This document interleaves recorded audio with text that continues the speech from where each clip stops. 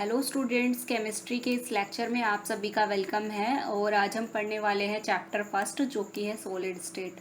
और ये हमारा है लेक्चर नंबर 1। देन स्टार्ट करते हैं चैप्टर को। सबसे पहला है सॉलिड। सॉलिड होता क्या है? तो सिंपल वे में अगर आपसे बात करूँ तो सॉलिड क्या है? हमारी स्टेट ऑफ मैटर होती है जो कि कॉन्स्टिट्यूटिंग पार्टिकल उसमें अरेंज होते हैं वेरी क्लोज, यानी कि जो हमारी स्टेट ऑफ मैटर है कौन सी, सॉलिड, इसमें जो पार्टिकल होते हैं ना बहुत ही ज़्यादा क्लोजली पैक्ड होते हैं। मान लो ये हमारा कोई सब्सटेंस है, इसके जो पार्टिकल होंगे ना वो बिल्कुल ऐसे होंगे क्लोजली पैक्ड, यानी कि एक दूसरे से बिल्कुल क्लोज जुड़े हुए होंगे। ठीक है। और जो सॉलिड है, सॉलिड का ना एक डेफिनेट शेप होता है, डेफिनेट वॉल्यूम होता है और एक डेफिनेट मास होता है। ठीक है। और जो मैंने आपको भी बताया कि जो पार्टिकल होते हैं क्लोजली पैक्ड, और ये पार्टिकल होते क्या है, इसको ऐसे याद रख लो, AIM। एम यानी कि या तो वो एटम हो सकते हैं, या तो वो आयन हो सकते हैं, या तो फिर वो मॉलिक्यूल्स हो सकते हैं। ठीक है। तो यही चीज़ मैंने आपको बताई है कि the constituent particle can be atom, molecule और आयंस। ये चीज़ें यहाँ पर हो सकती हैं। देन इसके बाद अगर मैं बात करूँ कि जो प्रॉपर्टीज़ है सॉलिड की वो क्या होती है, तो प्रॉपर्टीज़ ये है कि they have definite mass, definite volume और डेफिनेट शेप, जो कि मैं आपको बता चुकी हूँ। और they are incompressible and rigid, यानी कि ये रिजिड होते हैं और हम इसको कॉम्प्रेस नहीं कर सकते। अच्छा, कॉम्प्रेसिबल का मतलब क्या होता है? कॉम्प्रेसिबल या फिर कॉम्प्रेस का मतलब ये होता है कि जो हमारे पार्टिकल्स हैं ना, इन पार्टिकल्स के जो बीच का जो गैप है ना, इस गैप को रिड्यूस करना, यानी कि इस गैप को बिल्कुल अगर हम चारों तरफ से एक प्रेशर लगाएं तो ये पार्टिकल कैसे हो जाएंगे, बिल्कुल क्लोजली पैक्ड, यानी कि इनके बीच का जो गैप है वो खत्म हो जाएगा। कॉम्प्रेसिबल का मतलब यही है कि एक तरीके से इसका जो गैप, जिस गैप को कहते हैं इंटरस्टिशियल गैप, इस गैप को कम करना ही कॉम्प्रेसिबिलिटी कहलाता है। और जो सॉलिड है, सॉलिड रिजिड होते हैं, यानी कि कठोर होते हैं और ये कॉम्प्रेसिबल नहीं होते। ठीक है। अब नेक्स्ट सी पॉइंट क्या है कि इंट्रामोलिकुलर डिस्टेंस आर शॉर्ट, यानी कि जो इसके बीच में इंट्रामोलिकुलर डिस्टेंस होती है शॉर्ट होती है। तो अब में नॉर्मली पता चल रहा है क्योंकि वो क्लोजली पैक्ड है, इसका मतलब इसके बीच की जो डिस्टेंस है वो कम होगी। ठीक है। Hence the intramolecular force are strong, बहुत पास है, इसका मतलब फोर्स जो है बहुत ज़्यादा होगा। देन डी पॉइंट क्या कहता है कि their constituent particle have fixed position, जो ये पार्टिकल्स होते हैं बिल्कुल फिक्स पोजीशन पे होते हैं, बस ये अपनी पोजीशन पे ऑसिलेट करते हैं, ऑसिलेट देयर मीन पोजीशन। अच्छा, तो इसका मतलब क्या है? देखो, अगर मैं आपको यहाँ पर समझाना चाहूँ, मान लो ये ग्राफ है, यहाँ से कोई पार्टिकल ऐसे ऐसे मूव कर रहा है, आपको ये ना ऐसे शो हो रहा है जो मैंने ग्राफ बनाया, आप फ्रंट से इसको देख पा रहे हैं। अगर मैंने आपको बोला कि बेटा आप इधर से देखना स्टार्ट करो, यानी कि ये आपकी मेन पोजीशन है, आपने जब यहाँ से इसको देखना स्टार्ट किया, आपने यहाँ से इसको देखा, तो आपको क्या पता चला कि आपको ऐसा दिख रहा है, पार्टिकल ऊपर नीचे इस तरीके से मूव हो रहा है, यानी कि ये जो आपको मैंने इस तरीके की मूवमेंट बताई, इसी मूवमेंट को हम कहते हैं ऑसिलेट इन मीन पोजीशन। ठीक है। आई होप आपको ये कॉन्सेप्ट क्लियर हो रहे होंगे। ये आपके शॉर्ट नोट्स हैं जिनमें कि आप क्विकली रिवीजन कर सकते हैं सारे चैप्टर्स का। तो इसके बाद नेक्स्ट है हमारा क्लासिफिकेशन ऑफ ऑन बेसिस, यानी कि हम क्लासिफिकेशन कर रहे हैं अरेंजमेंट ऑफ पार्टिकल्स के बेसिस पे, यानी कि पार्टिकल्स जिस तरीके से अरेंज हैं उसके बेसिस पे हम क्लासीफाई कर रहे हैं इन सॉलिड का। तो सॉलिड का क्लासिफिकेशन दो टाइप से किया गया है यहाँ पर। पहला है क्रिस्टलाइन सॉलिड और सेकेंड है अमरफस सॉलिड। क्रिस्टलाइन का मतलब होता है क्या, ट्रू। ठीक है। अमरफस का मतलब होता है सूडो या फिर नकली, धोखा। ठीक है। क्रिस्टलाइन सॉलिड ट्रू सॉलिड होते हैं, यानी कि the arrangement of constituent particle is regularly ordered, यानी कि जो ये आप यहाँ पे देख पा रहे हैं ये वाली पिक्चर, इसमें सारी चीजें एक पैटर्न में अरेंज है। पहले रेड कलर का पार्टिकल, देन उसके बाद ब्लू, देन रेड ब्लू, तो इस तरीके से बिल्कुल आपको काफी अच्छा सा लग रहा है। ये जो ज्योमेट्रिक शेप है बिल्कुल प्रॉपर वे में है। तो क्रिस्टलाइन सॉलिड की जो ज्योमेट्री होती है ना, कैसी होती है, रेगुलरली ऑर्डर में होती है। इसका एग्जाम्पल दिया जाए तो आयरन, कॉपर, डायमंड, ग्रेफाइट, ये सारे ही क्रिस्टलाइन सॉलिड के एग्जाम्पल हैं। अगर मैं आपसे बात करूँ अमरफस सॉलिड, अमरफस का मतलब बताया था क्या, सूडो सॉलिड है, ये हमारे ट्रू सॉलिड नहीं है। तो इसका जो अरेंजमेंट होता है ना पार्टिकल का, वो इरेगुलर होता है, जैसे कि आप यहाँ पे देख पा रहे हैं। कोई भी कहीं भी पार्टिकल आ गया, और ये ज्योमेट्री प्रॉपर है, इसी की वजह से ना ये बहुत लॉन्ग रेंज में या कभी कभी आपको शॉर्ट रेंज में दिख जाते हैं, बट मेनली लॉन्ग रेंज में भी दिख जाते हैं। बट अमरफस सॉलिड जो है हमेशा ही आपको शॉर्ट रेंज वाटर में दिखता है। इसका एग्जाम्पल क्या क्या है, ग्लास, प्लास्टिक, रबर, ये सारे ही क्या है, हमारे अमरफस सॉलिड के एग्जाम्पल हैं। देन अगर हम इसकी प्रॉपर्टीज़ के बारे में बात करें, कौन सी प्रॉपर्टी, क्रिस्टलाइन सॉलिड की, तो सबसे फर्स्ट है कि जो ये है ना, इनका एक डेफिनेट ज्योमेट्रिकल शेप होता है, जो कि हम अभी पढ़ चुके हैं। देन उसके बाद क्या है, दे have a long range water, इनका लॉन्ग रेंज वाटर होता है, कभी कभी आपको शॉर्ट भी दिख जाता है, बट मेनली लॉन्ग। क्यों होता है लॉन्ग, क्योंकि इसकी फिक्स ज्योमेट्रिकल शेप होती है, हर एक पार्टिकल एक प्रॉपर वे में अरेंज होता है। देन सी पॉइंट क्या कहता है कि they have a sharp melting point, यानी कि इसका जो एक मेल्टिंग पॉइंट है ना वो फिक्स होता है, कि मान लो फॉर एग्जांपल के लिए अगर कोई मेटल 230 पे अगर मेल्ट हो रहा है तो हर बार वो उतने पे ही मेल्ट होगा, ठीक है। जैसे कि कॉपर का एक अलग मेल्टिंग पॉइंट है, गोल्ड का एक अलग मेल्टिंग पॉइंट है, तो सबका अपना अपना एक रेंज है कि इतने पे मेल्ट हो जाएगा। बट अमरफस सॉलिड का कोई शार्प मेल्टिंग पॉइंट नहीं है। इसका मतलब देखो, आपने रबर देखा होगा है, तो रबर कभी तो कम टेम्परेचर पे मेल्ट हो जाता है, कभी ज़्यादा पे, है ना, तो उसका कोई फिक्स नहीं है। देन डी पॉइंट क्या कहता है कि दे आर एन आइसोट्रोपिक। अच्छा, आइसोट्रोपिक का मतलब क्या होता है, ये बहुत ज़्यादा इंपॉर्टेंट है। आइसोट्रोपिक क्या होता है, देखो ऐसे करके ना आपको ये पार्टिकल्स दे दिए गए, ठीक है, ये एक छोटा पार्टिकल, एक बड़ा पार्टिकल, इस तरीके से आपको ऐसे अरेंज करके दे दिया गया है, ठीक है। तो जब इस पार्टिकल में से कोई लाइट पास कराएंगे, ठीक है, जरा मैं इसे बना लूँ, फिर उसके बाद आपको एक्सप्लेन करती हूँ कि है क्या। देखो, ठीक है, ये इस तरीके से है। अब ये मान लो कि ये एक 11th क्लास का बच्चा है, अच्छा ये 12th मान लेते हैं क्योंकि ये बड़ा बच्चा है ना, हाँ, ये 12th क्लास का स्टूडेंट है, ये 11th, ये 12th, 11th, 12th। तो इस तरीके से हमने बच्चों को बैठाया हुआ है। अगर मैं इस लाइन में से ऐसे करके चलना शुरू करूँ यहाँ से, ठीक है, तो क्या होगा, मेरे को इधर सेम बच्चे दिख रहे हैं और इधर भी सेम, यानी कि यहाँ पर सारे 11th क्लास के बच्चे हैं मेरे लेफ्ट साइड में, और मेरे राइट साइड में सारे ही 12th क्लास के बच्चे हैं। और अगर मैं इस लाइन में चलना स्टार्ट करती हूँ तो मेरे को क्या दिखता है कि एक 11th का स्टूडेंट, एक 12th का, एक 12th का, एक 11th का, मेरे साइड हर बार इस तरीके से चीज़ आ रही है ना। तो यहाँ पर जब भी मैं हर तरफ से जा रही हूँ ना, देखो अगर मैं यहाँ से गई तो कुछ मेरे को अलग वैल्यूज़ दिख रही है, यहाँ से गई थी तो एक साइड 12th, एक साइड 11th, इधर से गई थी तो बार बार डिफरेंट चीज़ें दिख रही है, यानी कि ये वैल्यूज़ बार बार चेंज हो रही हैं, है ना, हर डायरेक्शन से जाने पे, यानी कि डिफरेंट डायरेक्शन से मेरे को डिफरेंट वैल्यू मिल रही हैं। इसका मतलब इसे ही हम कहते हैं एन आइसोट्रॉपिक इन नेचर। जब फिजिकल प्रॉपर्टी शो होती है different value in different direction are called anisotropic, यानी कि आप सिंपल वे में कह सकते हैं क्रिस्टलाइन सॉलिड जो है एनाइसोट्रोपिक होते हैं, और अमरफस सॉलिड जो है वो क्या होते हैं, आइसोट्रोपिक होते हैं। देन अगर हम यहाँ पर ई पॉइंट की बात करें तो यहाँ पर क्या है कि when measured along different direction in same crystal, देखो अगर हम यहाँ पे मेजर्ड करते हैं वैल्यूज़ को along different direction in same crystal, एक ही क्रिस्टल में अलग अलग जगह से डायरेक्शन से आप वैल्यू मेजर करोगे ना तो आपको डिफरेंट वैल्यूज मिलेंगी। ये इसी का ही पॉइंट है जो कि आगे से मिक्स हो गया है बाय मिस्टेक, तो आप इसको करेक्ट कर लेना। Then they have a definite and characteristic heat of fusion. Fusion का मतलब क्या होता है, टूटना।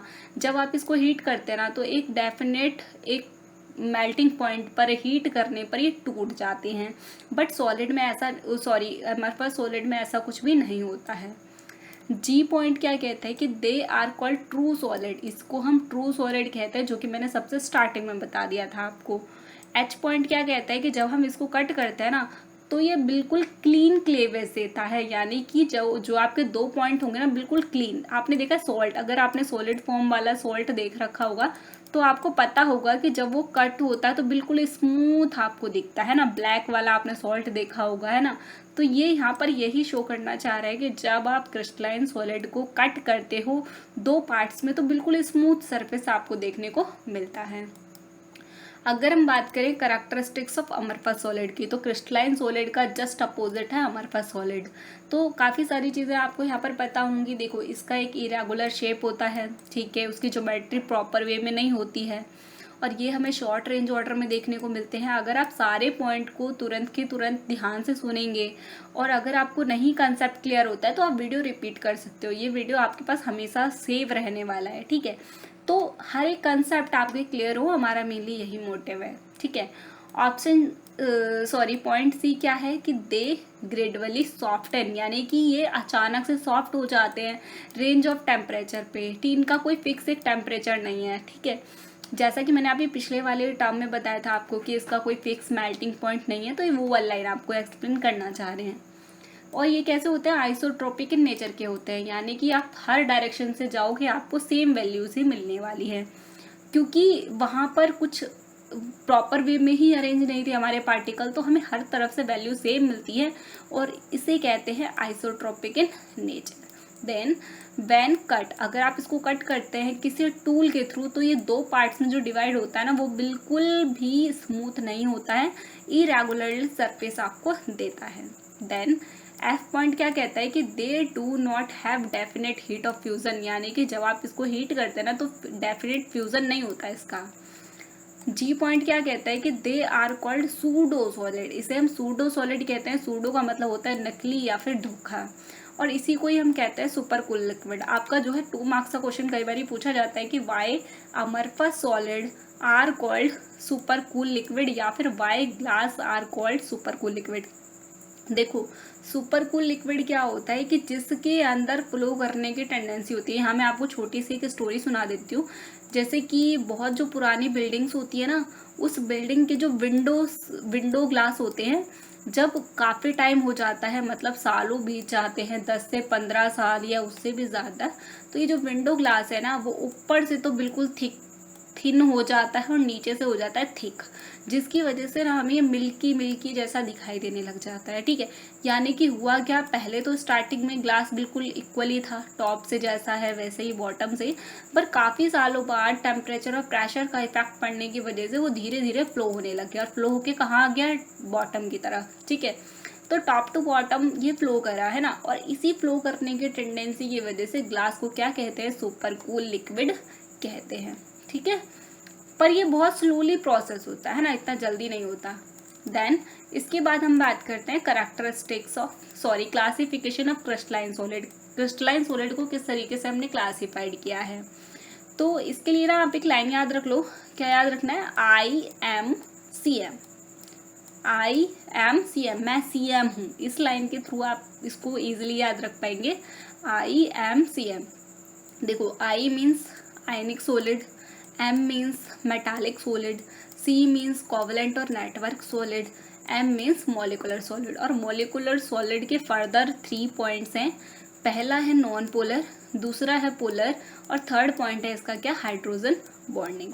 तो ये तो हो गए पहले इनके क्लासिफिकेशन क्रिस्टलाइन सॉलिड के। रिपीट करते हैं, I यानी आयनिक सॉलिड, M यानी कि मेटालिक सॉलिड, C यानी कोवलेंट सॉलिड, M मीन्स है मोलिकुलर सॉलिड। और मोलिकुलर सॉलिड को फर्दर 3 पार्ट में क्लासिफाइड किया गया है। पहला है नॉन पोलर, दूसरा है पोलर, और थर्ड है हाइड्रोजन बॉन्डिंग।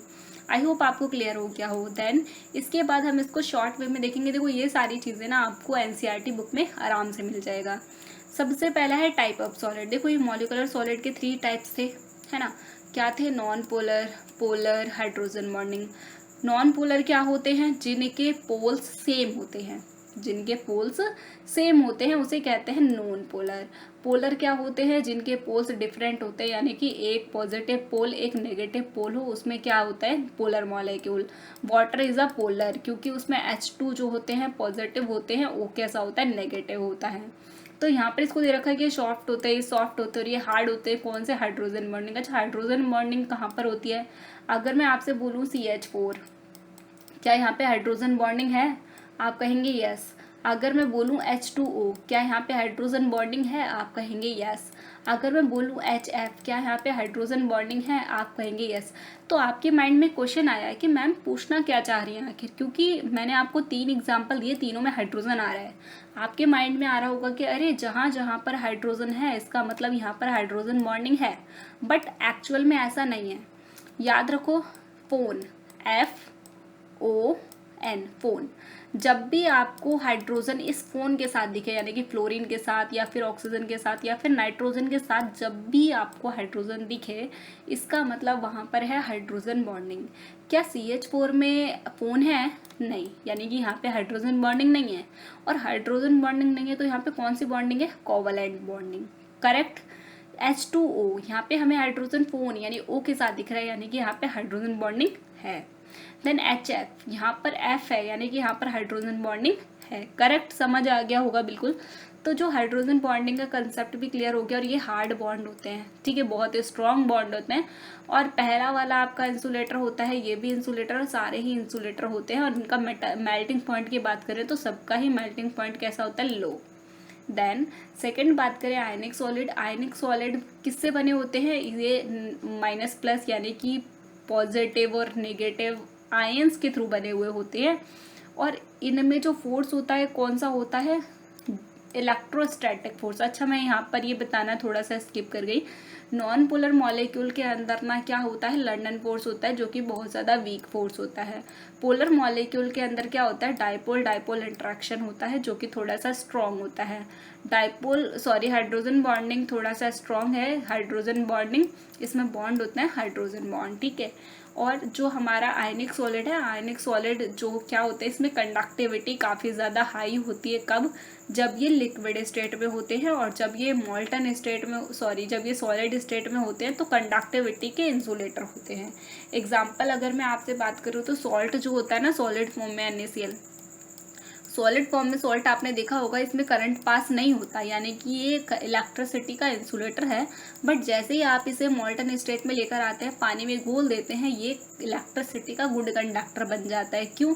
क्योंकि इसमें आयंस में डिसोसिएट हो जाता है, Na पॉजिटिव अलग और Cn- अलग हो जाता है, इसलिए, ठीक है। तो ये कंडक्टिविटी इसकी काफ़ी ज़्यादा अच्छी होती है और मेल्टिंग पॉइंट बहुत ज़्यादा हाई होता है। अगर बात करें मेटालिक सॉलिड, मेटालिक सॉलिड में क्या होते हैं? पॉजिटिव आयन इन अ C डीलोकलाइज्ड इलेक्ट्रॉन, यानी कि मेटालिक सॉलिड के अंदर आपको पता है मेटल्स के अंदर नंबर ऑफ इलेक्ट्रॉन्स होते हैं। जितने समुंदर में पानी होता है ना, जितना, बहुत सारा, वैसे ही मेटल्स के अंदर क्या होता है? नंबर ऑफ इलेक्ट्रॉन्स होते हैं, ठीक है। कितने भी इलेक्ट्रॉन उसमें से निकल सकते हैं, मतलब निकाल सकते हो या आप उसे यूज़ करते हो। आपने देखा है इलेक्ट्रिसिटी क्या होता है? Flow of electron are called current, है ना। तो मेटल्स के थ्रू ही तो इलेक्ट्रिसिटी कंडक्ट होती है इजीली। और मेटल के अंदर जो बॉन्ड होता है ना, वो कौन सा होता है? मेटालिक बॉन्ड होता है। और ये क्या है? इसका मेल्टिंग पॉइंट जो है फेयरली हाई होता है। और ये ना हार्ड होते हैं, मेलेबल होते हैं, डक्टाइल होते हैं। देखो, हार्ड तो आपको समझ आ गया। मेलेबल क्या होता है? जिसको हम पीट पीट के यानी कि बेटन के थ्रू एक पतली शीट में कन्वर्ट कर देते हैं। डक्टाइल क्या होता है? जिसको हम एक वायर में कन्वर्ट कर दें, ठीक है। तो ये प्रॉपर्टीज़ होती है हमारी मेटल की। ये सारी प्रॉपर्टीज़ हमें नॉन मेटल में देखने को नहीं मिलती। और ये चाहे कंडक्टर होते हैं, सॉलिड हो चाहे मॉल्टन स्टेट हो, हर कहीं पर आपके कंडक्टर होंगे। बात करें कोवेलेंट और नेटवर्क सॉलिड की, तो ये जो है एटम से बने होते हैं। इसमें जो कॉन्स्टिट्यूएंट पार्टिकल होते हैं वो एटम होते हैं और इसमें कोवेलेंट बॉन्डिंग होती है। ये यहाँ पे एग्जांपल देख रखे हैं, मतलब क्वार्ट्ज यानी कि जो ग्लास होता है SiO2, और बाकी जो डायमंड वगैरह, ग्रेफाइट है, ये सारी चीज़ें आपके कोवेलेंट बॉन्ड के एग्जांपल है। यहाँ पर एक एक्सेप्शन केस याद रखो, जो ग्रेफाइट होता है ना, वो गुड कंडक्टर होता है इलेक्ट्रिसिटी का, जबकि ये कार्बन से बना है। और डायमंड में गुड कंडक्टर ऑफ इलेक्ट्रिसिटी जैसा कुछ भी नहीं है, इंसुलेटर होता है। और क्यों होता है ग्रेफाइट गुड कंडक्टर, जबकि कार्बन खुद एक नॉन मेटल है? इसका आंसर सुन लो। देखो, जो आपका ग्रेफाइट होता है ना, ग्रेफाइट के जो पार्टिकल्स होते हैं ना, आपको एक चीज़ पता होगी कि लेयर वाइज स्ट्रक्चर बनाता है ना। कैसा स्ट्रक्चर बनाता है? लेयर वाइज स्ट्रक्चर बनाता है। तो लेयर होने के कारण ना, देखो ऐसे कुछ होता है ना, और दूसरी लेयर होती है यहाँ पर ऊपर, है ना, ऐसे करके होते हैं। तो जब ये लेयर होती है, यहाँ वाला एटम इधर बॉन्डिंग करता है, इधर, एक सेकंड में कलर चेंज कर लेती हूँ यहाँ पर आपका, देखो। तो ये इधर भी बॉन्ड बना रहा है, इधर बॉन्ड बना रहा है, इधर बॉन्ड बना रहा है, 3 बॉन्ड बन चुके हैं। और जो 4th बॉन्ड होगा वो यहाँ बन रहा होगा नीचे वाले एटम से, तो ये काफ़ी दूर हो गया। 4th बॉन्ड यहाँ पर प्रॉपरली नहीं बन पाता, जिसकी वजह से इलेक्ट्रॉन्स हो जाते हैं फ्री। और फ्री ऑफ इलेक्ट्रॉन्स की वजह से ही यहाँ पर इलेक्ट्रिसिटी प्रोड्यूस होती है। इसीलिए ग्रेफाइट जो है गुड कंडक्टर इलेक्ट्रिसिटी का, जबकि कार्बन एक नॉन मेटल है, ठीक है। आई होप आपको क्लियर हो चुका होगा। इसके बाद है क्रिस्टलेटिस। क्रिस्टल लेटिस क्या है, ये एक 3 डायमेंशन अरेंजमेंट होता है पार्टिकल्स का, ठीक है। A regular order arrangement of constituent particles in 3 dimension are called crystal lattice, यानी कि एटम्स का एक 3 डायमेंशन अरेंजमेंट होता है जिसे हम कहते हैं क्रिस्टल लेटिस। देन उसके बाद है लेटिस पॉइंट, यानी कि इस लेटिस के अंदर जो पॉइंट्स होते हैं, यानी कि जो ये एटम देख रहे हो आप यहाँ पे, जो ये छोटे छोटे एटम्स है ना कॉर्नर पे, इन्हीं को कहते हैं लेटिस पॉइंट, ठीक है। हाँ, तो the fix position on which the constituent particle are present are called lattice point, यानी कि जो ये फिक्स पोजिशन पे कुछ एटम्स होते हैं या कुछ पार्टिकल्स होते हैं यहाँ पर, उसी को हम क्या कहते हैं, लेटिस पॉइंट या फिर लेटिस साइट कह देते हैं। A group of lattice points which when repeated over again and again, यानी कि जो ये छोटे छोटे पॉइंट हैं ये बार बार रिपीट होते हैं अगेन एंड अगेन। देख रहे हैं आप यहाँ पे, ये जो पॉइंट हैं बार बार रिपीट हो रहे हैं अगेन एंड अगेन, क्या बना रहे हैं, 3D लेटिस। देन इसी के अंदर आ जाता है हमारा यूनिट सेल। अच्छा, यूनिट सेल क्या होता है, आप ये बॉक्स देख पा रहे हैं, ये वाला ऑरेंज कलर का एक बॉक्स, तो ये जो बॉक्स है ना इसे कहते हैं यूनिट सेल, ठीक है। और ये जो यूनिट सेल है वो क्या है, सबसे छोटी यूनिट है 3 डायमेंशन स्ट्रक्चर की या फिर स्पेस लेटिस की। स्पेस लेटिस की सबसे छोटी यूनिट जो कि होती है यूनिट सेल, ये बार बार रिपीट होती है अगेन एंड कंप्लीट कर देती है पूरे क्रिस्टल को, क्रिस्टल लेटिस को, इसे हम कहते हैं यूनिट सेल। अच्छा, एग्जाम्पल दूं तो आपको, एग्जाम्पल ये होगा, आपने अपना घर देखा है, घर में एक छोटी सी ईंट लगी होती है ना, और वही ईंट बार बार रिपीट होके आपका पूरा एक घर बन जाता है ना। और जो वो एक ईंट है ना, वो स्मॉलेस्ट यूनिट जिसको बार बार आप रिपीट कर रहे हो, उसी ईंट को जो है हम यहाँ पे क्या कह देते हैं, यूनिट सेल, ठीक है। देन इसके बाद है parameters which characterize a unit cell. तो यहाँ पर एक चीज़ याद रखो, इसके बारे में डिफाइन किया गया है, ठीक है। यहाँ पर दे रखा है कि जो डायमेंशंस हैं यूनिट सेल की अलोंग 3 एड्स, यानी कि जो इसकी एड्स हैं, ये वाली एड्स आप देख पा रहे हैं, इसकी जो डायमेंशंस हैं उसके बारे में आपको बताया गया है। तो ये जो एड्स हैं वो क्या होती हैं, ABC, दिख रही है आपको, एक सेकेंड, हाँ, ये जो है आपकी ये A है, ये B है, ये C है, ठीक है। देन इसके बाद बोला गया है कि यहाँ पर inclination east aids to each other, ये जो है एक दूसरे के इंक्लाइंड है ना, एक दूसरे से जुड़ी हुई हैं जैसे भी हैं। और ये जो डिनोट यहाँ पर जो एंगल्स हैं, उन एंगल्स को डिनोट किया गया है अल्फा बीटा गामा से। और ये एंगल ना हमेशा सेम ही रहेंगे, ये कौन सा एंगल कहाँ पर बनेगा ये याद रखना, यानी कि B और C के बीच हमेशा कौन सा एंगल बनेगा, अल्फा। A और B के बीच हमेशा कौन सा एंगल बनेगा, गामा। A और C के बीच में कौन सा एंगल होगा, बीटा। ये आपको याद रखना पड़ेगा, ठीक है, कि ये जो लेटिस है 3 डायमेंशन, इसके अंदर A और C के साथ जो एंगल बनेगा वो है बीटा, A और B के साथ जो एंगल बनेगा वो है गामा, और C और B के साथ जो एंगल बनेगा वो क्या है, अल्फा, ठीक है। देन इसके बाद आपके आ गए 7 टाइप ऑफ क्रिस्टल सिस्टम। तो कितने टाइप के क्रिस्टल सिस्टम होते हैं, 7। ये आपको याद रख लेना है, cubic, tetrahedral, orthorhombic, monoclinic, hexagonal, rhombohedral और ट्राइक्लिनिक, ठीक है। ये सारी चीज़ें आपको पता होनी चाहिए। अब देखो किस तरीके से हम इसको याद करेंगे। ये आपको कहीं पर भी बुक में मिल जाएगा, बट बुक में मिलने से कोई फ़ायदा नहीं है अगर आपको ये आता नहीं है तो, ठीक है। समझ में आना बहुत ज़्यादा ज़रूरी है, कंसेप्ट क्लियर होना ज़रूरी है। क्यूबिक तो आपको पता है क्यूब जैसा होता है, और इसके तीनों ही एंगल इक्वल हैं 90 के, और ABC भी इक्वल है, ठीक है।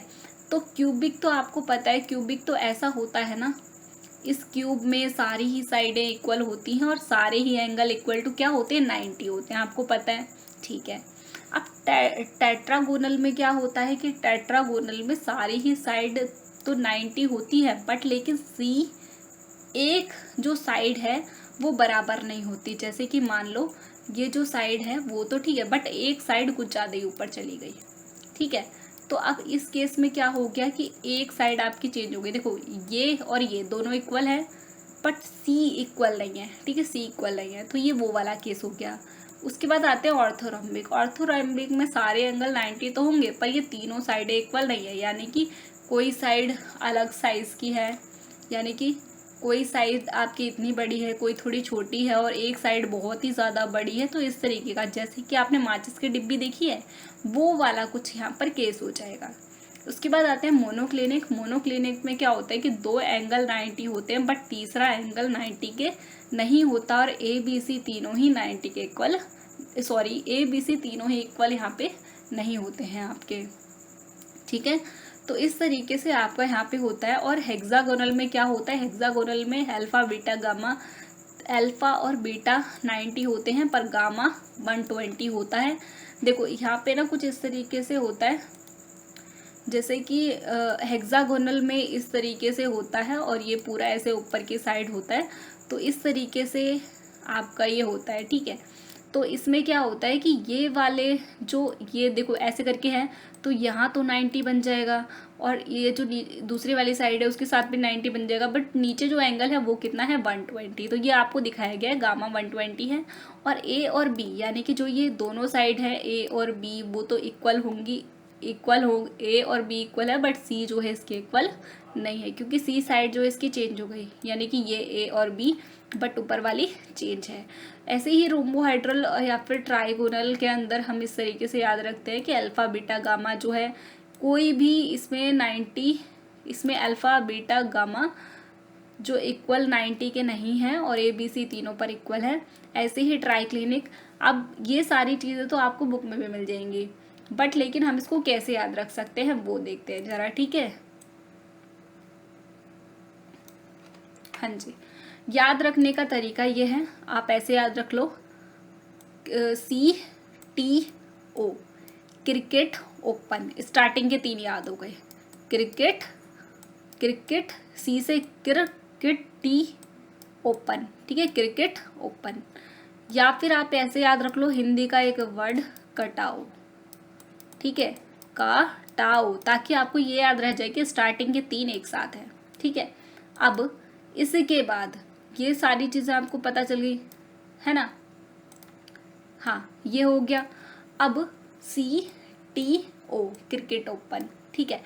इसमें याद रखो, पहले वाले में तीनों 90 के इक्वल, दूसरे वाले में भी और तीसरे में, यानी कि स्टार्टिंग के तीनों में अल्फा बीटा गामा तीनों ही 90 के इक्वल आएंगे। अब बात आती है कि जो आगे वाले हैं इनका क्या करना है। इसमें ए बी सी इक्वल है पहले में, दूसरे वाले में सी इक्वल नहीं है, मतलब लास्ट वाले इक्वल नहीं है, और तीसरे में तीनों ही नॉट इक्वल। 3 स्टार्टिंग के याद हो गए होंगे, C T O, cricket open, तीनों लाइन से हैं। अल्फा बीटा गामा तीनों में ही इक्वल आएगा, बट फर्स्ट वाले में तीनों इक्वल, सेकेंड वाले में लास्ट वाले इक्वल नहीं है, और ऑर्थोगोनल में तीनों ही इक्वल नहीं है। क्लियर। अब नेक्स्ट आते हैं इसके तरफ। इसमें देखो क्या करना है, इसमें ये करना है, देखो मॉम, कैसे याद रखना है, मॉम बेटा 90 के इक्वल नहीं है, मॉम बेटा 90 के इक्वल नहीं है, यानी कि मोनोक्लिनिक के अंदर बीटा 90 के इक्वल नहीं है, बाकी सब 90 के इक्वल है, और बाकी ये सब नॉट इक्वल, ठीक है। मॉम बेटा 90 के इक्वल नहीं है, बाकी सब नॉट इक्वल, यानी कि बेटा नहीं है इक्वल, बट ये दोनों इक्वल होंगे, और ये सारा कुछ भी इक्वल नहीं है। उसके बाद है हेक्सागोनल। गोनल में ओनल सुनाई दे रहा है, ओनल, ओ, और ओ को हाफ कर देते तो क्या बन जाता है, सी, ठीक है। सी यहाँ पे नॉट इक्वल है, बाकी सारी चीजें इक्वल है, और यहाँ पे गामा 120, ठीक है, गामा जो है 120 डिग्री है। और हेक्सागोनल तो मैंने आपको वैसे ही बता दिया था कि आप इसको उस तरीके से लर्न कर सकते हैं, ऐसे हेक्सागन जैसा होता है, नीचे वाला एंगल जो कितना होता है 120, ठीक है। रोम्बोहाइड्रल या फिर क्या है, ट्राइगोनल, इस वाले में क्या है, ओनली जो देखो रोम्बोहाइड्रल आर से शुरू है, किससे शुरू है, आर से। आर को हम छोटा वाला आर ऐसे लिखते हैं ना, और इसी को हम क्या कह देते हैं, गामा। तो इसमें गामा 90 के इक्वल नहीं है, बाकी सारी ही चीजें इक्वल इक्वल इक्वल कर देनी है आपको। ट्राई क्लिनिक में ऐसे याद रख लो, ट्राई कैंसिल, यानी कि तीनों ही cancel, try clinic, try cancel, यानी कि सारी ही चीजें नॉट इक्वल। आई होप आपको ये सारी चीजें क्लियर हो गई होंगी कि किस तरीके से हमें क्या लर्न करना है। देन इसके बाद है टाइप ऑफ यूनिट सेल, कितने टाइप की यूनिट सेल हमारी होती हैं, ठीक है। तो टाइप ऑफ यूनिट सेल कितने टाइप की हमारी होती हैं वो देख लेते हैं। पहला है प्रिमिटिव या फिर simple unit cell. Primitive unit cell को ही सिंपल यूनिट सेल कहते हैं। अब प्रिमिटिव या फिर सिंपल यूनिट सेल क्या होती है, देखो नॉर्मली जो यूनिट सेल होती है ना ऐसे करके क्यूब, इसके अंदर अगर कॉर्नर पे एटम्स प्रेजेंट हैं, क्या प्रेजेंट है, कॉर्नर पे एटम्स प्रेजेंट हैं ओनली कॉर्नर्स पे, तो इसे हम कहते हैं सिंपल या फिर प्रिमिटिव यूनिट सेल। ठीक है। देन अगर हम बात करें centred unit cell, centred unit cell के पार्ट्स हैं, कितने पार्ट हैं, 3 पार्ट हैं। सेंटर्ड यूनिट सेल के 3 पार्ट्स हैं जो कि हम अभी धीरे धीरे पढ़ेंगे। प्रिमिटिव और सिंपल यूनिट सेल क्या होता है कि जिसमें ऐसा क्यूब जिसमें ओनली कॉर्नर पे ही एटम्स प्रेजेंट हो आर कॉल्ड प्रिमिटिव या फिर सिंपल यूनिट सेल।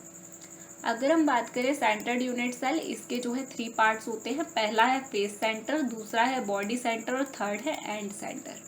अब ये होते क्या क्या है इन्हें सिंपल वे में समझ लेते हैं। फेस सेंटर, फेस से आपको क्या समझ आ रहा है, जैसे कि फेसेस, ये है सारे फेसेस, रुको कलर चेंज करते हैं। ये जो आपको यहाँ पे फेसेस दिख रहे हैं, इसके फेस, ये एक फेस, टोटल कितने फेस होते हैं क्यूब के, 6 फेसेस होते हैं। ठीक है। यानी कि आप फेस सेंटर में क्या होता है कि जो ये क्यूब है ना, क्यूब एक यूनिट सेल, इस यूनिट सेल में कॉर्नर पे तो एटम प्रेजेंट होंगे ही होंगे, प्लस में फेसेस पे भी प्रेजेंट होंगे, इनके हर एक फेस पे एक एटम प्रेजेंट होगा। ठीक है। यानी कि जो यूनिट सेल है उसके कॉर्नर पे तो which atom present at corner, corner पे तो प्रेजेंट होंगे ही, एज वेल एज फेस पे भी प्रेजेंट होंगे। ठीक है।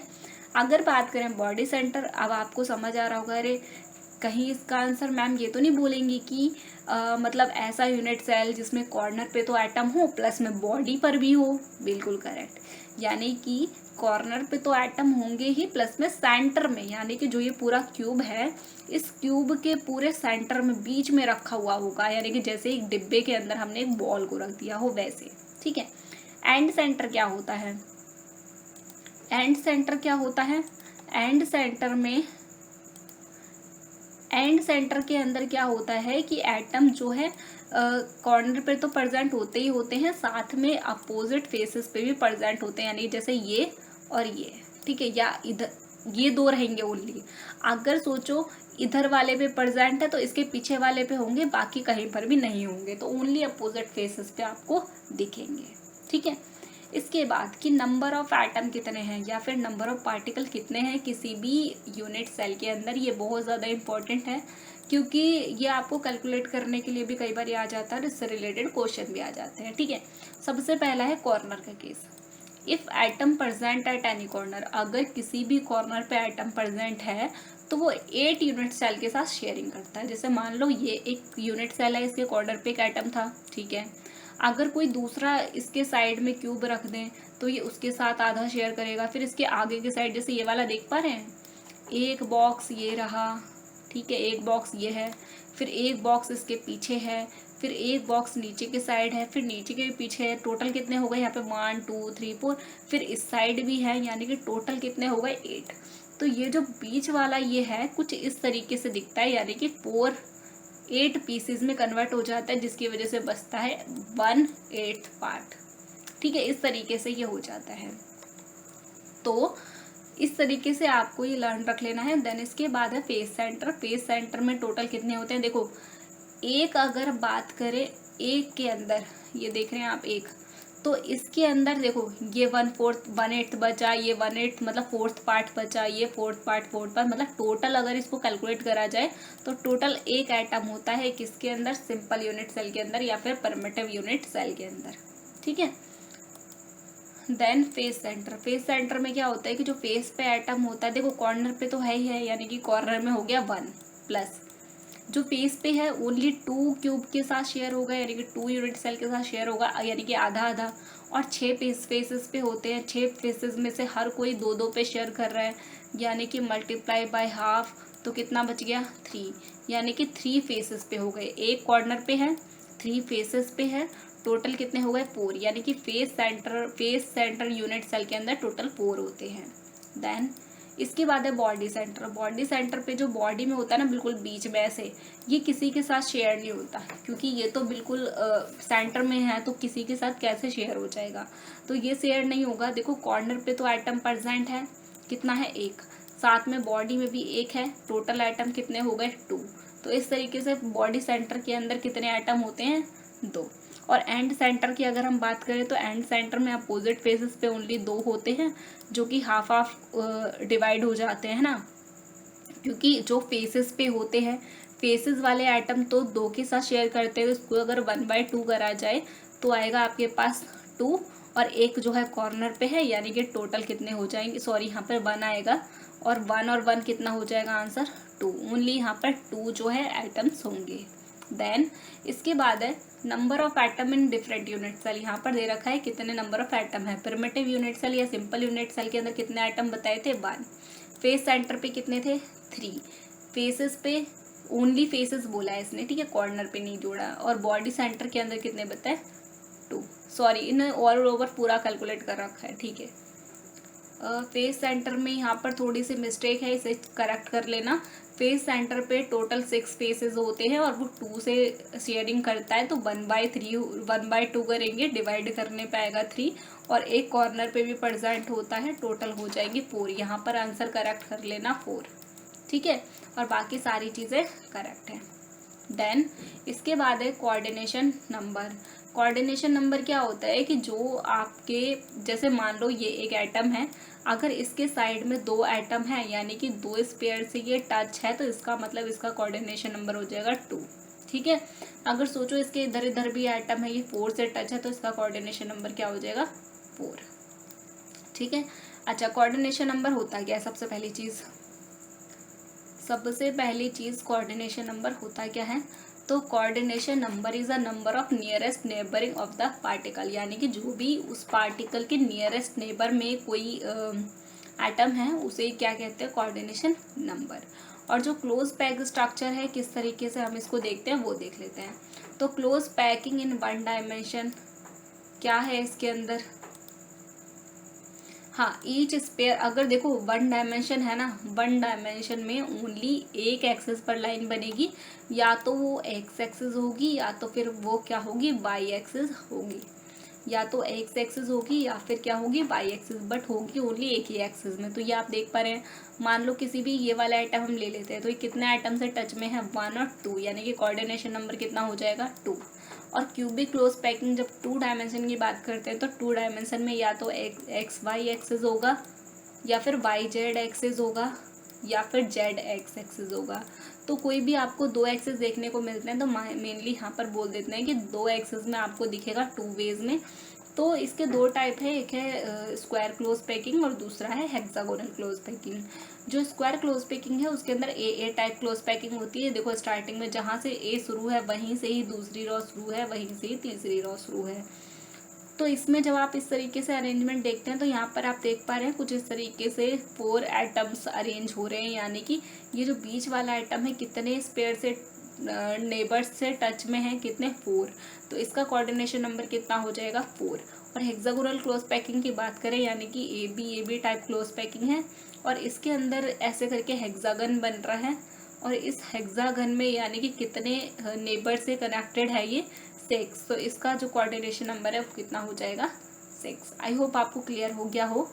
देन उसके बाद है क्लोज पैकिंग इन 3 डायमेंशन। अगर 3 डायमेंशन क्लोज पैकिंग की बात करें, तो ये जो क्यूबिक क्लोज पैकिंग है इसको क्यूबिक क्लोज पैकिंग भी कहते हैं, क्योंकि इसके अंदर बन जाता है हमारा क्यूब, ठीक है। देन इसके बाद अगर हम इसके टाइप्स की बात करें, तो पहला है स्क्वायर क्लोज पैकिंग और दूसरा है हेक्सागोनल क्लोज पैकिंग। तो इसके बाद यहाँ पर ये जो ये आपको स्ट्रक्चर दिखाए गए हैं कॉर्नर पे, ये स्ट्रक्चर मैं आपको दोबारा शो करूँगी अभी। उससे पहले हम एक चीज़ देख लेते हैं कि जो यहाँ पर वॉइड्स हैं, वॉइड्स को भी यहाँ पे कवर किया जाएगा कि किस तरीके से क्या है। तो ये जो आप देख पा रहे हैं, पहला ये है हेक्सागोनल क्लोज पैकिंग, यानी कि पहले 3 एटम्स थे, फिर 6 थे, फिर 3, फिर 6, यानी कि A B type close packing, ठीक है। इसे वो कहते हैं हेक्सागोनल क्यूबिक क्लोज पैकिंग, क्योंकि इसमें क्यूब जैसा बन जाता है, ठीक है। और यहाँ पर जो ये है ना 3 एटम और ये 6 एटम, इन दोनों के बीच में ना जो खाली जगह होती है, बीच में खाली जगह है ना, उस खाली जगह पर एक वॉइड बनता है। और वॉइड वो कौन सा है, ये टेट्रागोनल वॉइड। कौन सा वॉइड है, सॉरी टेट्राहेड्रल वॉइड है।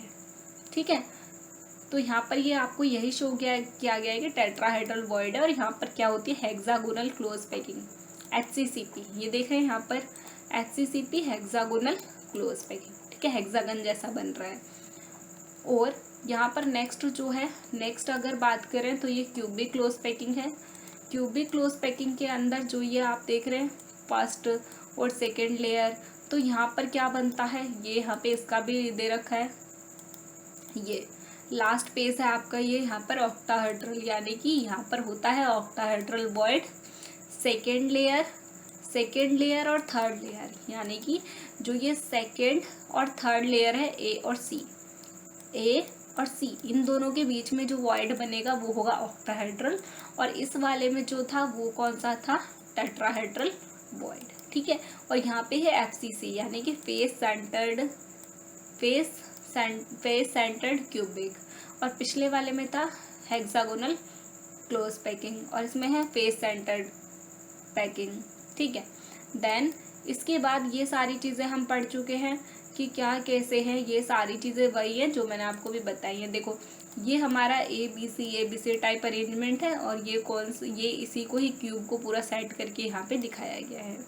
ठीक है, देन इसके बाद है टाइप ऑफ वॉइड। कितने टाइप के वॉइड होते हैं, तो 2 टाइप के होते हैं। पहला है टेट्राहेड्रल वॉइड और दूसरा क्या है, ऑक्टाहेड्रल वॉइड। ठीक है, टेट्राहेड्रल वॉइड और ऑक्टाहेड्रल वॉइड ये बनते कैसे हैं, देखो जब ये हमारा कोई 3 बॉल, देखो 3 बॉल हैं, मतलब इस तरीके से हमने ऐसे 3 बॉल रखी और उसके ऊपर एक और बॉल को रख दिया कुछ ऐसे, तो इसके बीच में जो गैप बनेगा कुछ वो गैप ऐसा होगा, कैसा, टेट्राहेड्रल। जो मैंने आपको भी इसमें बताया था, आई होप आपको क्लियर नहीं हुआ होगा, इसलिए यहाँ पर ये चीज़ें एक्सप्लेन की गई हैं। ठीक है, आपको ये सारी चीज़ें NCERT बुक में भी दिख जाएंगे, क्योंकि नोट्स आपके NCERT बुक से ही बनाए गए हैं। देन इसके बाद अगर हम बात करें ऑक्टाहेड्रल वॉइड की, तो ऑक्टाहेड्रल वॉइड में क्या होता है कि 3 इस तरीके से आइटम होते हैं और 3 इस तरीके से, बट ये अपोजिट होते हैं, है ना। यहाँ पर देख पा रहे हैं आप, इस साइड एक है ना आइटम, और इस साइड क्या है, एक है, तो ये दोनों अपोजिटली हैं।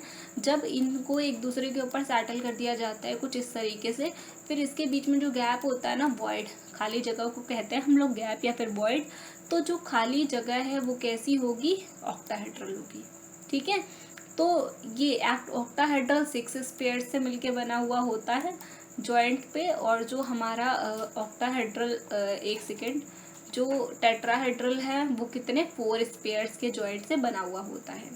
देन अगर हम यहाँ पर बात करें कि हम लोग पता कैसे लगाएंगे कितने ऑक्टाहेड्रल वॉइड हैं या फिर कितने टेट्राहेड्रल वॉइड है किसी क्लोज पैकिंग के अंदर, तो एग्जाम्पल के लिए मान लो कि कोई number of close packing particle के n है, हमें नहीं पता कितने हैं। ठीक है, तो जो नंबर ऑफ पार्टिकल प्रेजेंट होंगे ना उसमें, उतने ही ऑक्टाहेड्रल वॉइड भी होंगे, यानी कि जितने नंबर ऑफ पार्टिकल प्रेजेंट होंगे उतने ही ऑक्टाहेड्रल वॉइड होंगे, और जितने नंबर ऑफ पार्टिकल प्रेजेंट होंगे टेट्राहेड्रल वॉइड में उससे डबल क्या होंगे, यहाँ पर उससे डबल टेट्राहेड्रल वॉइड होंगे। Then number of particle present in tetrahedral void उसके डबल होंगे। ठीक है, क्लियर है, यानी कि जो पार्टिकल है क्लोज पैकिंग में प्रेजेंट वो कितने हैं, n, और नंबर ऑफ पार्टिकल प्रेजेंट होंगे ऑक्टाहेड्रल वॉइड में n, यानी कि सेम ही होंगे, और जो टेट्राहेड्रल वॉइड है वो होंगे डबल। मान लो एग्जांपल के लिए, एग्जांपल करके देखते हैं जरा हम इसका। देखो मान लो आपको किसी ने बोला कि जो क्वेश्चन है कि 4 उसमें क्या है, 4 number of close packed particle है, कितने पार्टिकल हैं टोटल, 4। अब बोला क्या है कि नंबर ऑफ पार्टिकल प्रेजेंट है उसमें 4, तो बताओ ऑक्टाहेड्रल वॉइड कितने हैं, तो ऑक्टाहेड्रल वॉइड भी कितने हो जाएंगे, 4, क्योंकि सेम ही होते हैं। अब पूछेंगे टेट्राहेड्रल वॉइड बताओ, तो टेट्राहेड्रल वॉइड इसके डबल होंगे, यानी कि कितने हो जाएंगे, 8। तो इस तरीके से आप नंबर ऑफ पार्टिकल गिवन कर रखे हैं तो आप ये सारी चीज़ें फाइंड कर सकते हैं। देन इसके बाद है पैकिंग एफिशिएंसी। पैकिंग एफिशिएंसी या फिर इसी को ही कह देते हैं पैकिंग फ्रैक्शन। तो ये क्या होता है, जो परसेंटेज होती है ना, percentage of the total space fill, यानी कि जितने परसेंट या फिर टोटल पार्ट फिल होता है पार्टिकल्स के थ्रू, है ना। जैसे कि हमने अभी थोड़ी देर पहले ऐसे करके क्यूब बनाया था, है ना। तो इस क्यूब में क्या हो रहा था कि ऐसे करके पार्टिकल्स थे कॉर्नर पे, है ना, जो 1/8 पार्ट स्पेस घेर रखा था। एफसीसी में सेंटर में था एक पार्टिकल। तो ये जो एटम्स हैं या जो पार्टिकल्स हैं, ये जितने पार्ट को ऑक्यूपाइड करते हैं, है ना, कितनी जगह को घेरते हैं, उसका परसेंटेज में निकालना, वही कहलाता है पैकिंग फ्रैक्शन या फिर पैकिंग एफिशिएंसी। ठीक है। तो पैकिंग एफिशिएंसी क्या होता है, जितना टोटल स्पेस परसेंटेज में फिल होता है पार्टिकल के थ्रू, उसे कहते हैं पैकिंग एफिशिएंसी। और जो फ्रैक्शन होता है टोटल स्पेस का, उसे कहते हैं पैकिंग फ्रैक्शन। ठीक है। पैकिंग एफिशिएंसी निकालने के लिए यहाँ पे फॉर्मूला दिया गया है, एक सेकंड मैं इसको रब कर देती हूँ ताकि आप इजीली देख पाएँ। हाँ जी, तो ये जो है पैकिंग एफिशिएंसी का फॉर्मूला है, volume occupied by the sphere two, और अपॉन में आएगा total volume of unit cell, यानी कि जितना उसका वॉल्यूम है वो मल्टीप्लाई बाय 100%, देन आपका आंसर निकल के आ जाएगा। आई होप आपको वीडियो क्लियर हो गई हो। और अगर आपने अभी तक चैनल को सब्सक्राइब नहीं करा है तो चैनल को सब्सक्राइब कर लो, ताकि जो नेक्स्ट वीडियो लेक्चर है इसका जैसे ही वो अपलोड हो तो उसका नोटिफिकेशन आप तक पहुंच जाए।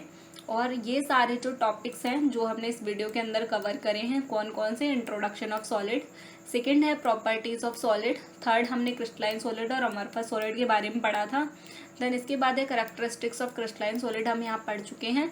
क्रिस्टल लेटिस पढ़ चुके हैं, 7 टाइप ऑफ सिस्टम लेटिस पढ़ चुके हैं, नंबर ऑफ एटम कितने होते हैं यूनिट सेल में वो भी पढ़ चुके हैं, कोऑर्डिनेशन नंबर हम पढ़ चुके हैं, टाइप्स ऑफ कोऑर्डिनेशन पढ़ चुके हैं, और टाइप्स ऑफ वॉइड पढ़ चुके हैं, पैकिंग एफिशिएंसी पढ़ चुके हैं, बट इसके न्यूमेरिकल अभी बाकी है। आई होप आपको वीडियो कंसेप्ट क्लियर हो गए हो। अगर क्लियर नहीं हुए हैं वीडियो को रिपीट कर सकते हो, वीडियो हमेशा आपके पास ही रहने वाला है।